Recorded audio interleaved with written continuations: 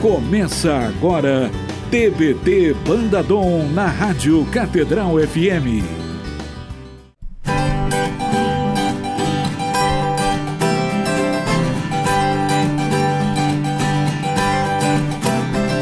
Permanecer no amor, ser morada do Santo Espírito. Permanecer no amor e não querer nada que não seja teu, Senhor. Nenhum medo, nenhum fato, nenhum segredo, nenhum ato, nenhuma força me abala. Se a eternidade em mim é o princípio e o fim, só o amor. Tudo perdoa, tudo crê, tudo espera, tudo suporta. Quem ama vive, permanece no amor. Tudo ensina, tudo vê, restaura, tudo conforta, somente vive quem permanece no amor.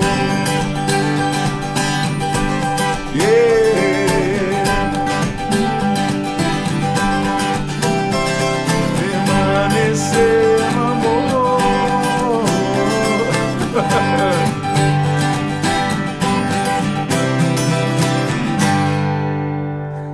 Olá, minha gente, bom dia, boa tarde, boa noite, porque você pode estar ouvindo ou vendo esse programa a qualquer momento, em qualquer lugar do mundo. Você pode estar na Austrália agora no YouTube, você sabia disso? E pode ser mais de uma vez. Pode ser mais de uma vez. Bom dia no primeiro e à noite no segundo. Claro, porque, por exemplo, este programa hoje, por exemplo, é uma parte 2. Sim. Porque nós já gravamos o primeiro, já estivemos aqui, nesse mesmo espaço. E pode ser o jogo dos 7 erros. O que tem de diferente na linha agora do primeiro programa? Não, minha gente, olha só. Tem que ver o primeiro para saber. Claro, você precisa ver o primeiro, a parte 1, porque hoje nós temos de novo a participação especialíssima de Analine Castro com a gente aqui, porque, olha, um programa só não foi suficiente, por isso que a gente falou para ela, fica com a gente e vamos fazer mais um, e ela nos deu essa graça. Essa graça. Não foi? Eu fiquei. Obrigado.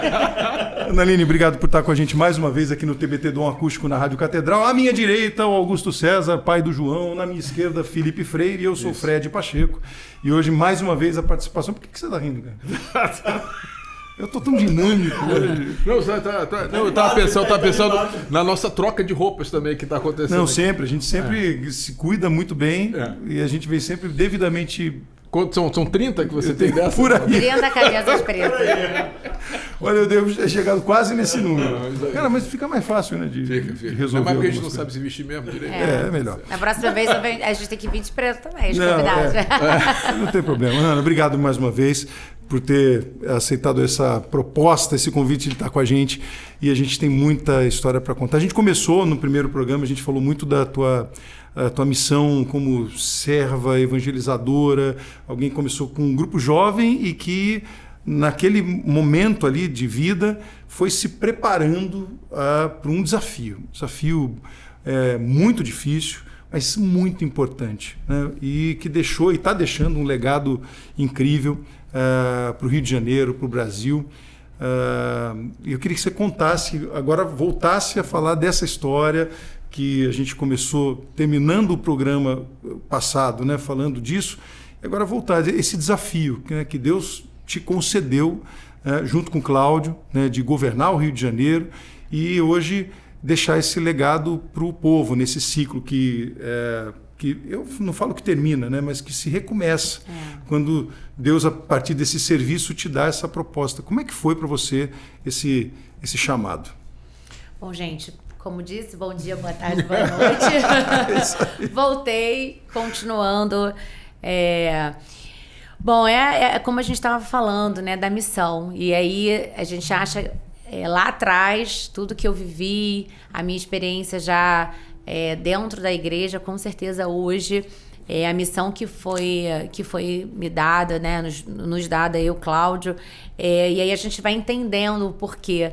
E eu acho que a gente acha que nunca está preparado para uma missão, porque realmente foi uma missão, né? A gente nunca está preparado para um desafio, a gente sempre vê como um desafio sempre, né? E aí, acho que a partir do momento que a gente entendeu que era uma missão, eu acho que isso foi nos tranquilizando e foi deixando, acho que eu fui deixando realmente fluir, fui entendendo realmente qual era o meu papel, sempre separando e respeitando ali a função do Cláudio, a missão dele, que era muito mais dura, que realmente você governar, né? São assuntos muito sérios, importantes para o desenvolvimento de um Estado, né? Porque você realmente envolve ali a vida de uma sociedade, mas também tem o lado que eu precisava assumir, que eu precisei entender em pouco tempo, porque a gente acha que precisa de uma formação, uma preparação, um doutorado, e não. Na verdade, a gente entender qual era ali a nossa missão. Então, a primeira delas, eu acho que foi ali a questão do Rio Solidário, né, e veio através ali que eu realmente comecei o meu trabalho social, o meu trabalho como primeira-dama, além da esposa, né, de estar ali sempre sendo o apoio, a base, ali, o suporte do Cláudio, mas também do olhar ali para quem mais precisava. Então, o Rio Solidário é a obra social, né, uma instituição que tem por tradição a primeira-dama ser a presente de honra. E aí a gente faz um trabalho ali, não só no Rio de Janeiro, mas também para todo o estado, né, com as outras instituições. Então, a gente começa com as crianças, que faz o trabalho das creches, né? Tem 3 creches no município do Rio, que em torno de 600 crianças que fica numa creche ali num tempo integral, com toda uma equipe formada, capacitada, dando a oportunidade para uma mãe poder deixar o seu filho numa creche em tempo integral para poder trabalhar. E aí tem uma outra uma pauta importante que era da mulher, que a gente tem o Rio Solidário é responsável por um abrigo, né, sigiloso no estado, onde cuida de mulheres vítimas de violência, e essas mulheres, elas são acolhidas nesse abrigo, que elas com seus filhos, a maioria das vezes, que elas, né, conseguem, realmente se encorajam de sair de casa, de sair daquele cenário, daquela vida ali violenta que ela sofre, né? E aí elas são encaminhadas pro abrigo, elas podem permanecer lá por 6 meses. E aí tem todo o acolhimento necessário ali, elas têm também a ajuda, questão psicológica, jurídica, e os seus filhos, né, são colocados numa escola imediatamente, para que também não fique fora da escola, porque é um local sigiloso ali, elas nem sabem exatamente onde elas estão, porque não pode ser divulgado, senão o agressor vai atrás.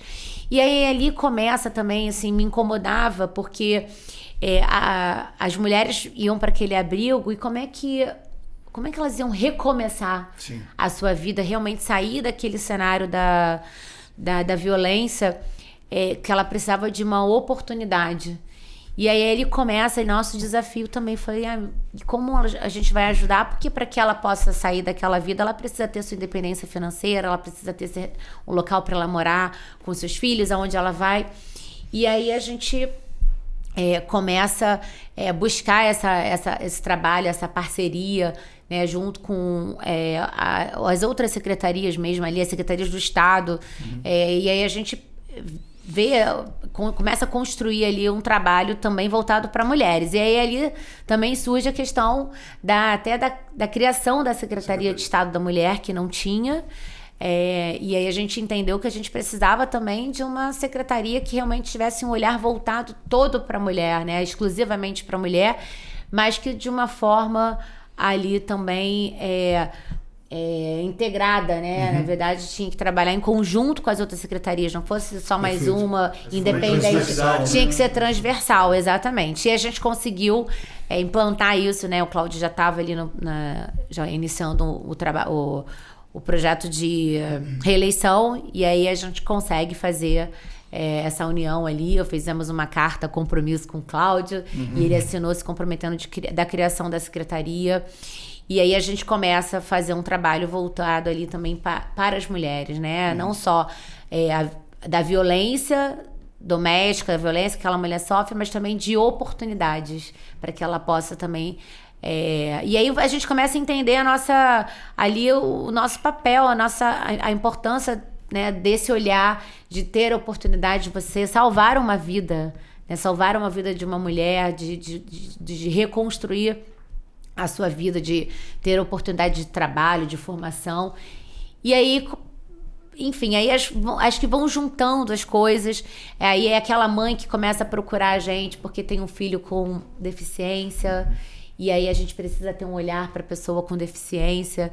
E aí isso tudo vem surgindo, e aí a vontade de fazer, eu falei, bom, a gente já cuidou das mulheres, então a gente agora precisa cuidar das crianças com deficiência, e aí vem o nosso olhar também com a criança, o autismo, né, e aí além da criança com deficiência, começa a gente planejar e querer construir, querer mais, e pessoas vão surgindo no nosso caminho para abraçar as nossas causas ali, e aí vem o olhar para o outro. É aquilo que eu falo sempre, que começa a gente olhar realmente para o outro, a gente começa a olhar para aquela mulher, a gente começa a olhar para aquela criança, para aquela família, e querer fazer mais, e a gente construiu. Hoje a gente pode começando ali pela Secretaria da Mulher, que eu acho que foi o ponto inicial de todo o trabalho que nós fizemos para as mulheres, mas também depois com a pessoa com deficiência, a criança do autismo, o centro de diagnóstico.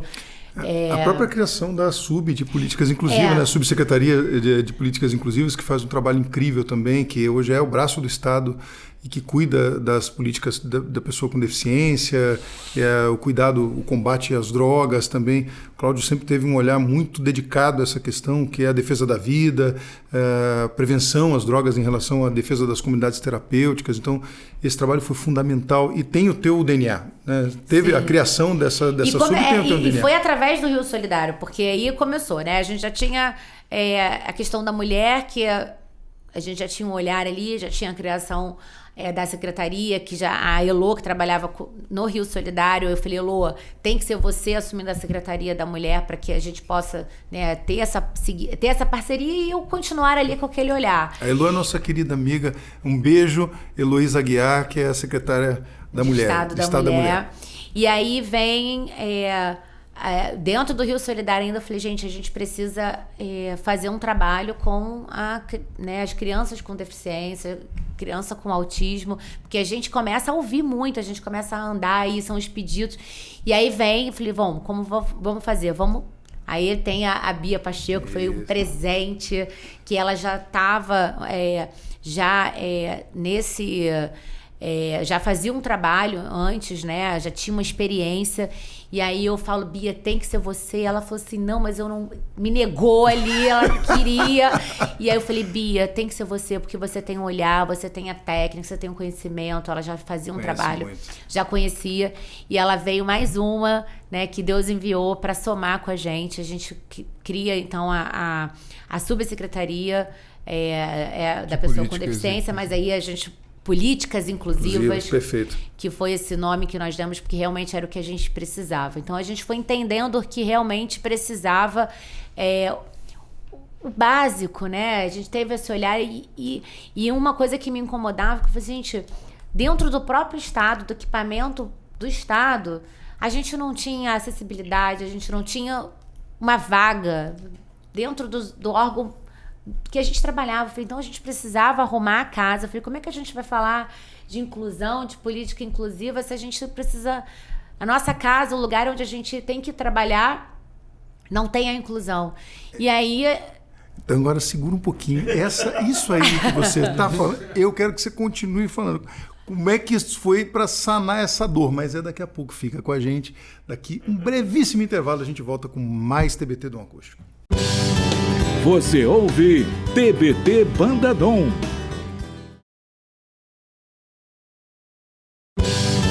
Você ouve TBT Banda Dom. Estamos de volta no TBT Dom Acústico, nesse programaço hoje com Ana Aline Castro, a parte 2, né? Nosso segundo programa. E, Ana, a gente estava falando sobre também essa necessidade que bate no seu coração e do Cláudio em entender que o mecanismo também do Estado precisava ser inclusivo, né? E que você percebeu que tinha questões que precisavam mudar. Como é que foi? Continua falando sobre isso. Pois é, e aí a gente vai... quando a gente começa a falar, a gente, né, as mães também, as mães atípicas, a gente começa a fazer um trabalho com as mulheres e aí a gente começa a entender, não é só a mulher que sofre violência, essa a gente também está cuidando. Sim. Mas eram muitas mães atípicas que me paravam mesmo, assim, a gente saía dos eventos e aí tinha essa procura, essa necessidade, né? Elas precisavam dessa atenção, não só do cuidado delas como mãe, mas também dos filhos, principalmente, ali da inclusão, da oportunidade, do diagnóstico. Isso é um negócio incrível, né? Acho que o Augusto é pai do João, que é autista, e eu acho que ele também sofreu essa questão no começo, né, João, Augusto? Você fala muito sobre isso, que é a necessidade de ter o diagnóstico. E muitas mães sofrem isso, pais sofrem com essa... eu chamo de... É a dor, né, da incerteza, de não saber o que está acontecendo no começo, né? E vocês pensaram muito nisso, né, para criar o centro diagnóstico. O centro diagnóstico. Aí a gente começou ali uma conversa dentro do Rio Solidário mesmo. Aí eu chamei a Bia, eu falei, Bia, o que a gente precisa fazer, como... Eu também não sabia, mas a gente vai aprendendo. Eu acho que a vontade era tão grande de realizar, de fazer, e mesmo não sabendo, por isso que eu falo, não precisa estar ali, né, ter uma formação, porque quando existe a vontade, acho que as pessoas vão chegando. E aí eu queria, no primeiro momento, falei assim, não, vamos criar um centro de tratamento para autista, porque acaba que a procura... as mães atípicas, mas mães com criança autismo, né? Era realmente o que mais procuravam, assim, porque, na verdade, não tinha um diagnóstico. E aí, a gente não sabia exatamente o caminho, falou, não, vamos criar o centro de tratamento. Não, tem que ter um centro de tratamento. Só que aí, quando a gente começa realmente a entender, e aí a gente foi buscar, junto até a Secretaria de Saúde, né, foi buscando ajuda, para saber como fazer um centro de tratamento. Aí veio e falou assim, não, a gente precisa, na verdade, hoje a maior dificuldade era o diagnóstico.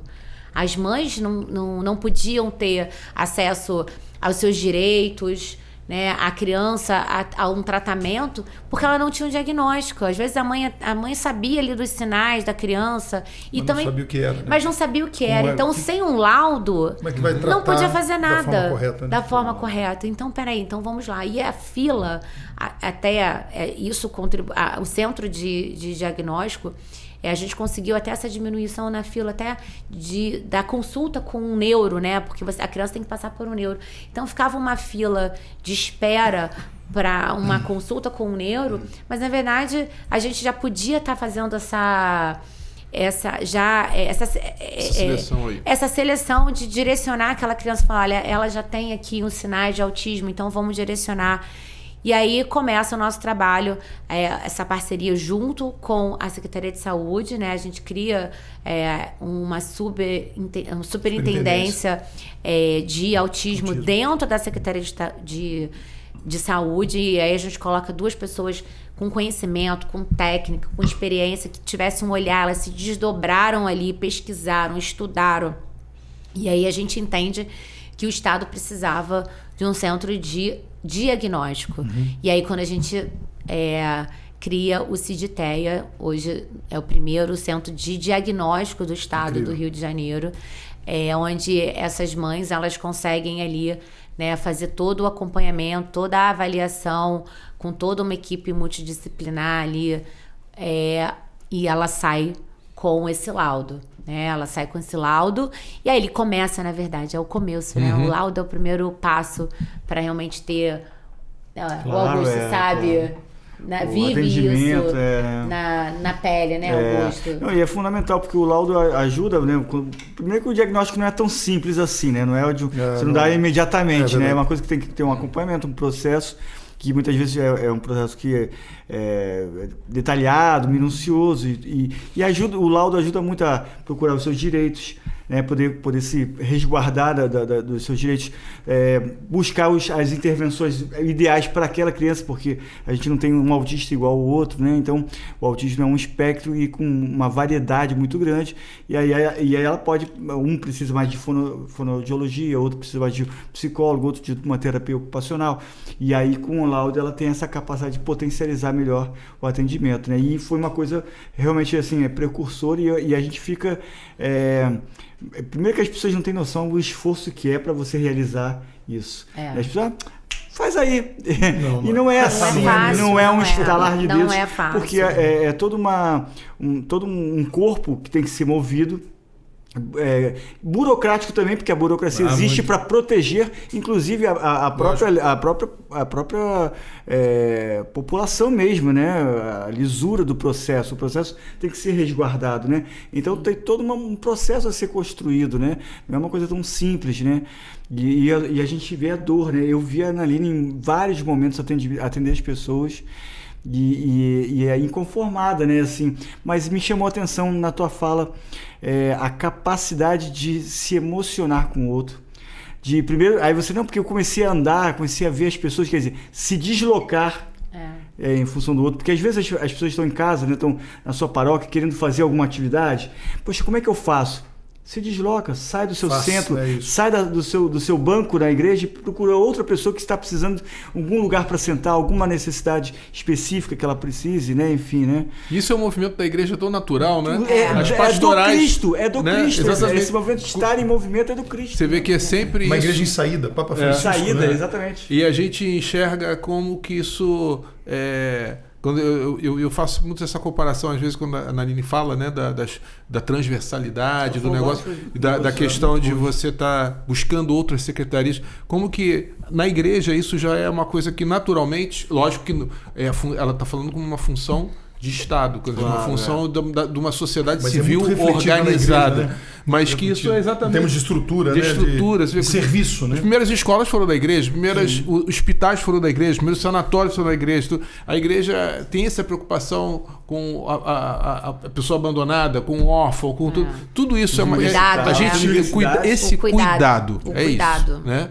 E eu acho que assim, a diferença que eu vejo na fala e na ação da Analine também, de outras pessoas que estão caminhando juntas, né, que foram meio que aglutinadas nesse processo, é que essa genuidade, essa coisa genuína de você estar buscando realmente ajudar a pessoa com o que você tem naquele momento para ajudar. No momento que ela estava, no espaço que ela pegou, que ela ocupou, ela fez desse espaço um espaço de serviço.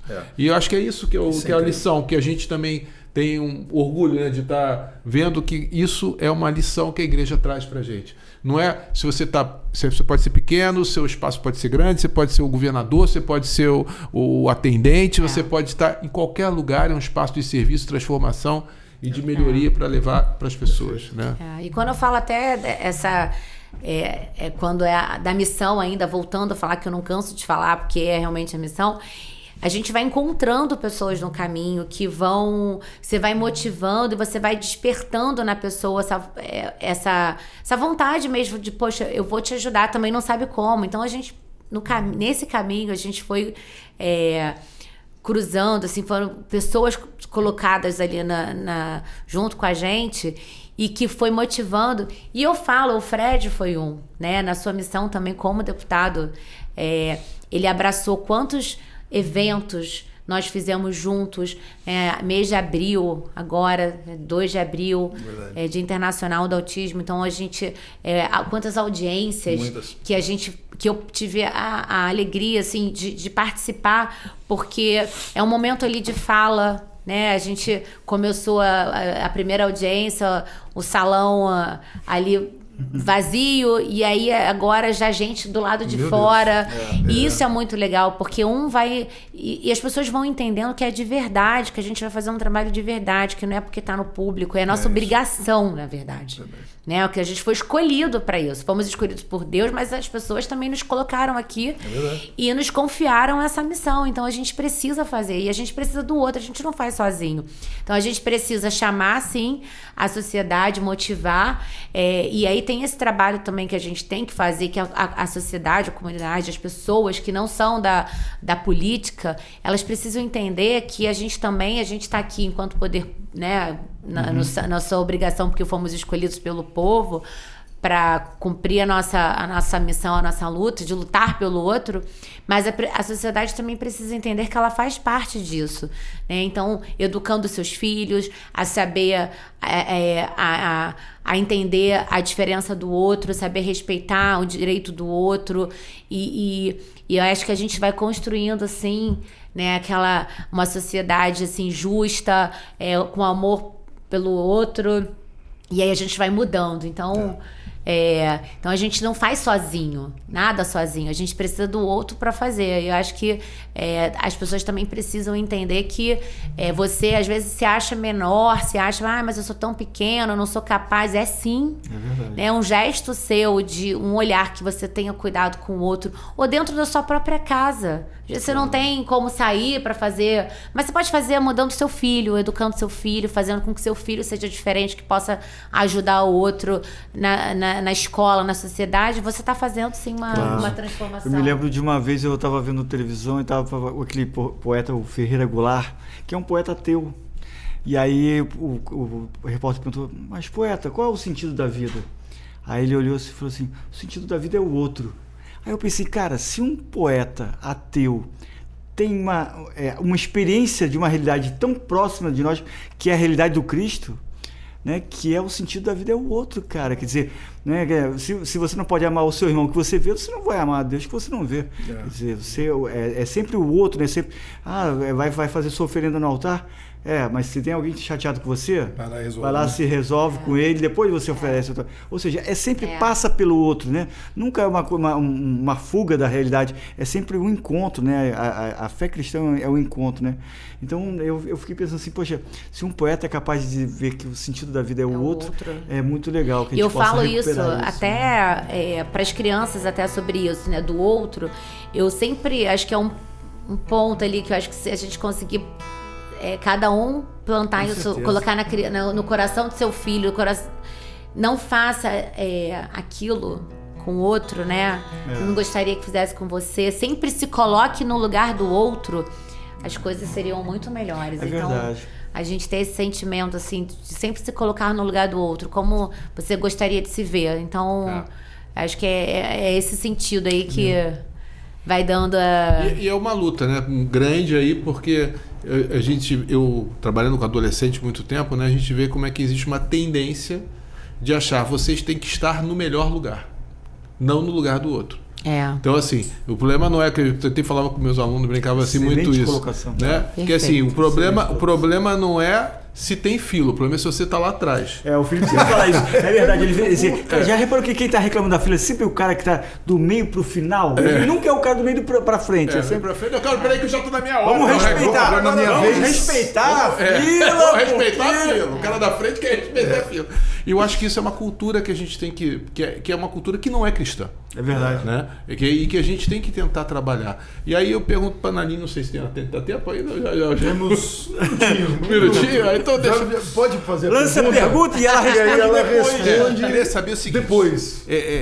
A gente sabe que nessa luta toda, né? Lógico que tem a missão, a gente tem que sempre confiar em Deus e tal, mas a gente sabe que na dureza das coisas, às vezes tem passos que são difíceis de dar, tem situações que são difíceis. O que mais te desafiou nessa jornada aí? Principalmente nesses últimos anos de luta, de trabalho, que a gente lida com tantas coisas diferentes. O que mais te desafiou? Mas eu acho que pode ser para depois, né?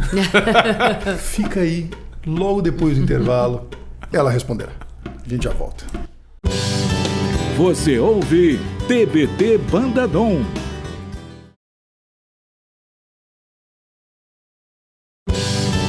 Você ouve TBT Banda Dom.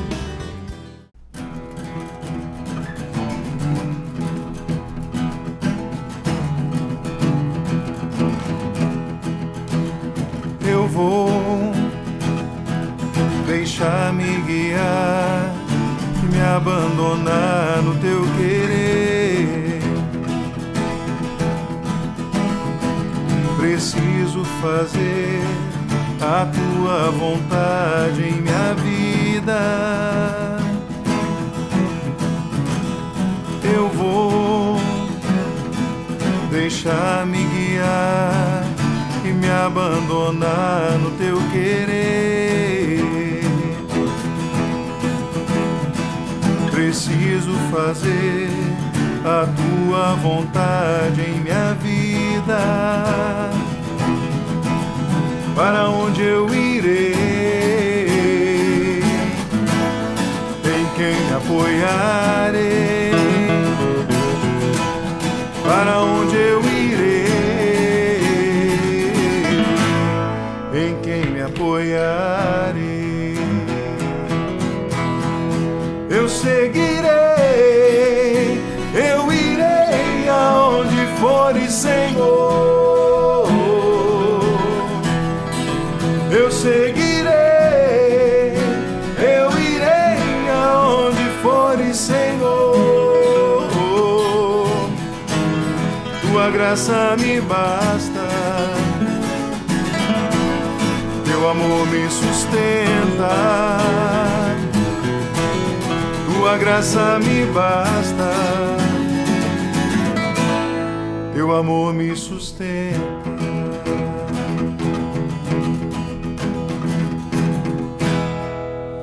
Estamos de volta no TBT Dom Acústico aqui na Rádio Catedral e muito, muito feliz por estar com a Analine Castro aqui hoje. Estamos chegando no nosso terceiro e último bloco da nossa parte 2, dos nossos programas.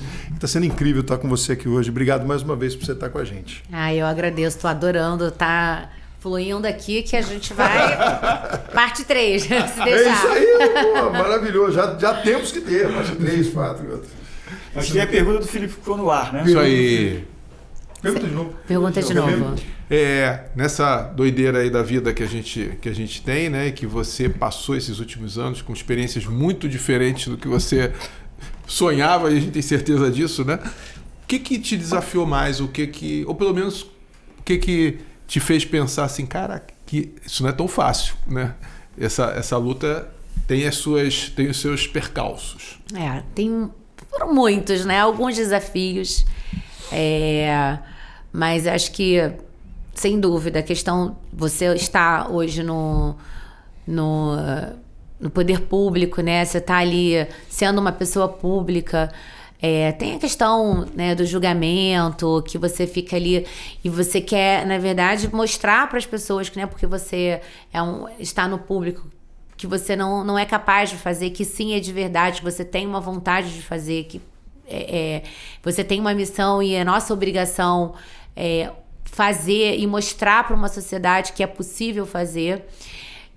Isso realmente é um desafio diário, você realmente entregar de verdade.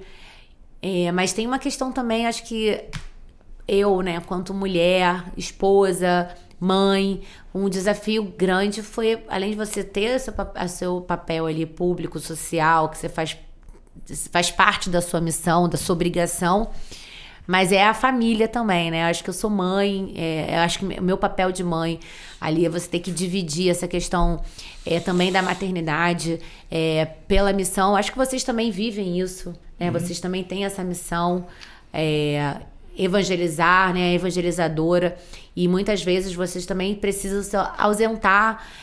Então essa ausência também, em muitos momentos que a gente acaba ali, a participação da vida dos filhos, né? Eu que tenho filhos menores, a gente tem uma entrega, a gente se entregou, né? Eu me entreguei para uma missão, mas a gente também abriu mão, né? Eu acho que eu posso falar também, até pelo Cláudio, quantos momentos nós perdemos ali, deixamos eu digo perder não, porque acho que Deus sempre cuidou da nossa família. Eu tenho uma rede de apoio, né? Minha mãe, meus irmãos, pessoas que me ajudam, mas a gente deixou ali muitos momentos, né, com os nossos filhos, com a família, também, né? Com a privacidade total. A gente perde, né? Porque a gente acaba tornando público. Não que a gente tenha uma vida escondida, não é, mas a gente acaba perdendo a nossa vida íntima mesmo, de não poder estar sempre juntos, coisas simples da vida, assim, vamos descer para comprar um pão na padaria. Não é mais tão simples assim. Mas dentro de tudo isso, assim, teve um desafio de que eu não quis também colocar as crianças dentro de numa bolha ali, eles entenderem, mostrar para eles que isso é um momento, né, que é uma missão e que foi dada pro pai, né, pro Cláudio, pra mãe, mas que eles são crianças, que eles precisavam conviver, ter uma vida na sociedade, de brincar, de ter uma participação ali na sua vida, da sua rotina. Então a gente mostrar para eles que, assim, olha, papai está governador, mas ele está governador, né? É um momento, mas você é igual a seu amigo, não é porque você é o filho do governador. Então a gente também teve essa questão de mostrar para os nossos filhos uma realidade que é do momento, que é da missão, e eu acho que eles entenderam muito bem, né? Eu acho que quando a gente encerrou agora esse governo, e aí no último dia, assim, teve um evento e o João participou com o Cláudio, aí ele sabia que era a última vez ali naquele local. Ele deu um abraço no Cláudio e falou assim: papai, obrigada por tudo, né? Tudo que você fez e me proporcionou viver durante esse seu tempo como governador. Então eu falei, quando eu escutei isso, Cláudio chegou em casa, ele deu esse abraço no pai e falou isso pra ele. Então isso me deu a certeza, eu falei assim, eu fiz o correto, assim, Deus realmente, eu tô tranquila, porque a gente encerra e eles entendendo da missão que a gente, né, tinha que cumprir. E aí eu falei, Duda, quando o papai não for mais governador, qual o que você mais quer fazer com ele? Ela falou, me buscar na escola todos os dias. Então são coisas que a gente está vivendo agora, né? Essa nova fase, novo ciclo, mas que a gente sabe que a gente a gente tem uma missão ainda. Lógico. Que Deus está preparando, né? Já preparou, está guardado no momento certo, mas a gente está nesse momento agora que foi um desafio, sim. E aí agora a gente está retornando também esse momento em família. Eu acho que isso é muito importante. Agora a gente está nesse se reabastecendo. Isso é maravilhoso. Né? Acho que a palavra é essa mesmo, né? Se reabastecer. Se reabastecendo, é isso. Agora, uma coisa que eu sempre achei legal, assim, e muita gente não sabe, né? Cláudio, quando se torna governador, ele não mudou da sala dele, ele ficou lá no anexo, né? Não foi para a sala principal, ele ficou no 5º andar, manteve o seu canto. Não fomos morar no palácio. Vocês não foram morar no palácio, continuaram no apartamento de vocês, e vocês já comentavam isso em outros momentos, né? Sempre dando um senso de realidade ali para as crianças também, para dizer o seguinte, isso é um momento, é um estado, né? E que muda e tal. Eu acho que isso também fez um pouco a diferença para que eles tivessem essa capacidade de enfrentar, dizer o seguinte, tudo passa, só Deus nos basta. E isso foi o centro, né, para vocês em todo o instante, né? Muito. E é isso, assim, eu acho que foi um ciclo mesmo, que a gente viveu, né, que outras pessoas irão ocupar essa cadeira, esse lugar. Mas eu tenho muita gratidão e assim, foram muitos desafios, não foi fácil, nenhum dia, muitas noites de sono, né, perdida, muito medo, porque a gente também tem medo, né, do que, será que a gente vai fazer, vai dar certo, que a gente erra no caminho, é natural, somos humanos, né, a gente erra também, mas nada tira do meu coração o sentimento de gratidão por tudo que eu vivi.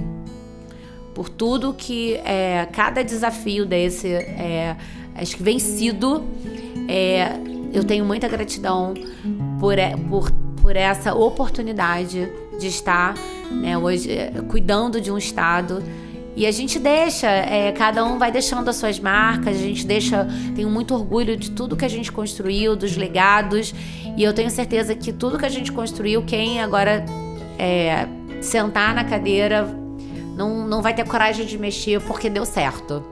E eu tenho certeza, né, e rezo para que continue, a gente torce por um estado cada vez melhor, que acho que é pensar sempre no melhor para o outro, independente de se, né, quem vai assumir, mas que a gente possa dar continuidade e ter esse pensamento de fazer pelo outro, de fazer o melhor por cada cidadão do nosso estado que merece, né, ter uma vida digna e uma vida melhor. Olha, Analine, eu quero agradecer demais a tua presença com a gente aqui. A Banda Dom faz parte da sua vida, da sua história, e dizer que vocês fazem parte da nossa. A Banda Dom nasceu junto com vocês, né? Com a sua história, com a história do Cláudio, aqueles jovens sonhadores ali que em algum momento da nossa vida nos ajudou também a ser servos de Deus, né? E eu tive a graça e a chance de servir em outro campo da minha vida com vocês, e eu acho que eu só posso também dizer muito obrigado pelo teu sim, pelo teu chamado, pelas suas renúncias, por você estar do lado do meu irmão, do meu amigo, e ser suporte para ele poder ser tudo que ele foi. Então, obrigado demais por você estar com a gente, me honra demais por poder fazer esse programa e poder dizer às pessoas o quanto você foi e é importante na nossa vida. Eu que agradeço. Obrigado. Gente tem aqui, eu tenho amigos realmente, gente da vida, Deus uniu, tenho certeza, foi Deus que nos uniu, né? E a gente tem uma missão, acho que, imagina, a gente nunca imaginava quando é de verdade, né? A gente, há 30 anos atrás, vamos dizer, né? Todos aqui com a sua missão. Todo mundo aqui tem uma missão. Tem o Diego, que faz parte do Diego Faro, que faz parte dessa missão. A gente tem amigos da vida, a gente construiu uma família, cada um aqui que construiu a sua família do seu jeito, mas a gente tem sim uma conexão, porque eu tenho certeza que Deus que uniu, né, nos uniu, e isso vem nos fortalecendo, que a gente possa seguir juntos por muitos e muitos anos, porque isso aqui é de verdade, essa amizade aqui é de verdade. E é isso, que Deus seja o centro da nossa vida, que Ele seja aquele que nos ilumina e nos faz seguir sempre. Fiquem junto conosco, acompanhem. Analine, fala o teu Instagram para a turma aí, para também acompanhar e rezar por você. @Analine Castro, faz. Isso aí. Então, obrigado, gente. Acompanhe a Banda Dom Oficial no Instagram, tá legal? E reze por nós, nós vamos rezar por você. Tu és o centro da minha vida, és a razão da minha alegria. Não quero tirar os meus olhos de ti. Quero que sejas o centro, Senhor. Tu és o centro da minha vida, és a razão da minha alegria. Não quero tirar os meus olhos de ti. Quero que sejas o centro, Senhor, da minha vida.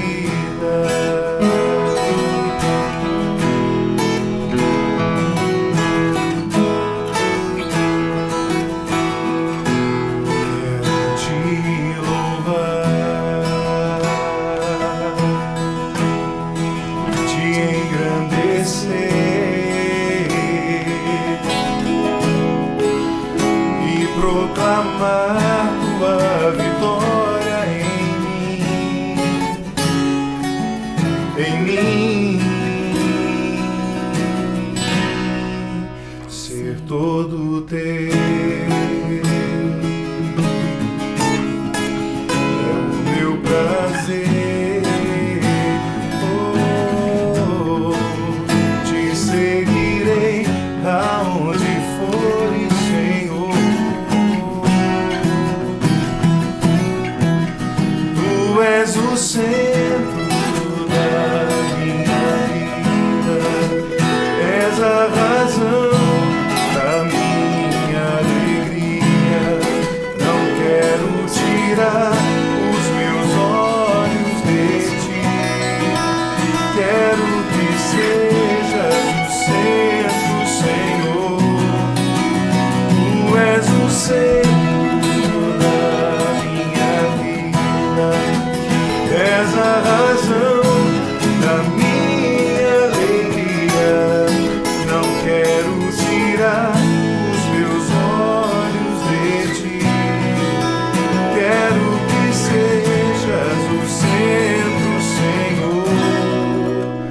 da minha vida.